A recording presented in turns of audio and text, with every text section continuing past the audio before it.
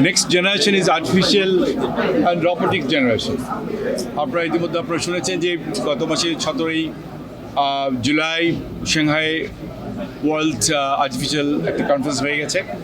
সুতরাং ওখানে আমরা দেখেছি যে সারা পৃথিবী থেকে প্রায় 100টা দেশ ওখানে আপনি এসেছিলেন এবং মহামান্য প্রেসিডেন্ট শি জিনপিংয়ের ইনঅগ্রেশনে একটা বিরাট রকমের কনফারেন্স হয়েছে। আমি ওখানে দেখেছি র্যাট রেসিং শুরু হয়ে গেছে, কে কতটুকু এআইকে এগিয়ে নেওয়া যায়।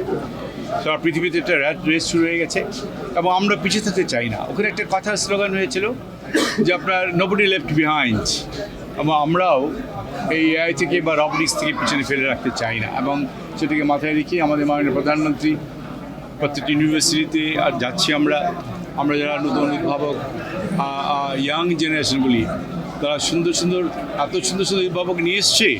এইসব দেখে কিন্তু আমার মাননীয় প্রধানমন্ত্রী 500 কোটি টাকা আমাদের স্টার্ট আপ কোম্পানির জন্য উনি দিয়েছেন, এবং সেটাকে লক্ষ্য রেখে আমরা যেসব উদ্ভাবকদেরকে দেখছি যে ভেরি এনকারেজিং কিছু উদ্ভাবক ওনারা সৃষ্টি করেছেন, ওগুলিকে আমরা কীভাবে ফাইন্যান্স করা যায়, কীভাবে জনগণের কাছে নিয়ে যাওয়া যায়, এইটা নিয়েই আমরা কাজ করছি।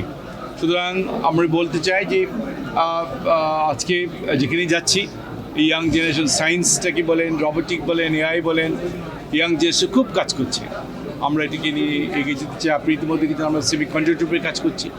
প্রধান বাংলাদেশ সরকার, সরকার আমরা এইসব নতুন উদ্ভাবকদেরকে এনকারেজ করতে চাই, ওনারা এগিয়ে আসুক, আমরা ওনাদের পাশে আছি, যাতে এই নতুন উদ্ভাবকরা তাদের যে সৃষ্টি এগুলিকে আমরা মার্কেট করতে পারি।